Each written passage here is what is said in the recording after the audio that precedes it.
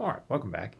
So we are going to go through learning objectives 4 and 5, and the goal is to kind of write down a more mathematical description of where our output or GDP comes from. And then with that description, we can kind of break down what are the different components and use that to then try to understand what's different across countries. That helps us explain some of these productivity differences and differences in standards of living that we've observed. Okay, so how are we going to describe GDP? Well, we're going to describe it via a production function. So I'm going to write this thing A times a function of K and H. Right? So it's some function F of two variables K and H, and it's got this thing A. So what in the world are all of these things? So let me kind of skip ahead here so we've got everything on one page. So first of all, what is H? Well, H are my efficiency units of labor.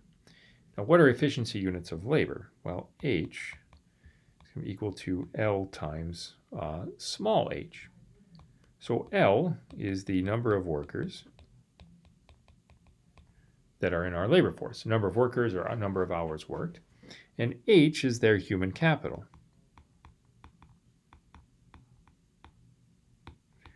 Per worker. Okay, and so when I multiply those two together, I get what we call efficiency units of labor. So it tells me effectively how much labor I have, right? So one country could have one worker, but the worker has very little schooling, so very low human capital. Their efficiency units of labor could be relatively low, right? Whereas another country could have a worker that has very high human capital, and their efficiency units of labor would be very high, right? So I don't care specifically how many workers you have, I care how efficient they are, and we measure that with this idea of H. So K in this production function is just my physical capital and land, right? So it's all the land available, the buildings, machines, etc. that we talked about in the previous video.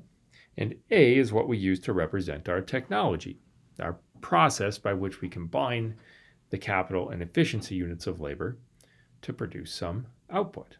Okay, so the actual production function isn't so bad. We'll have a few examples here coming up.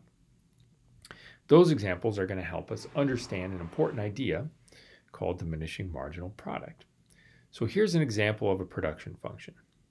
Okay, so my output GDP is equal to my technology times the square root of the capital I have times the square root of my efficiency units of labor. And so what I want to do is just take this production function and do some calculations. Okay, so let's find GDP for these different levels of L. Okay, so let's start with L equal to 16. Well, I have to figure out what is H. H is L times little h. I made it easy for us and made little h 1 so that big H is just equal to L.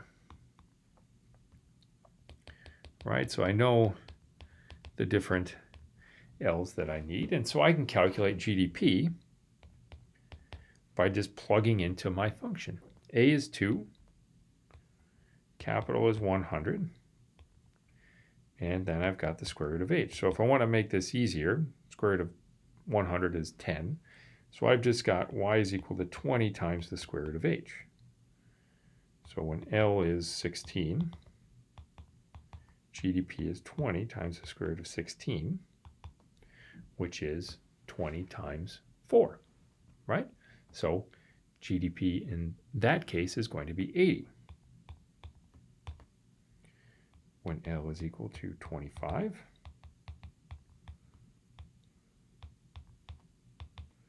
L will be equal to 100, and then it's going to be equal to 120 when L is equal to 36. Square root of 36, 20 times 6 gets us to 120. Okay, so that's just a simple example, right? So here's a production function. What would it look like? And I can go ahead, and if you give me some numbers, I can calculate your GDP, right? And so eventually we'll see this is what economists do. We take a production function, of a similar type of form, and I take GDP numbers along with capital and labor, and I try to figure out what their technology looks like, for example. Okay, so what I want to do next, and we're just going to calculate the slopes, which is how much GDP increased per the change in L, and we're going to compare how that slope changes, and it has an important interpretation. Okay, so give it a try first. See if you can calculate these slopes.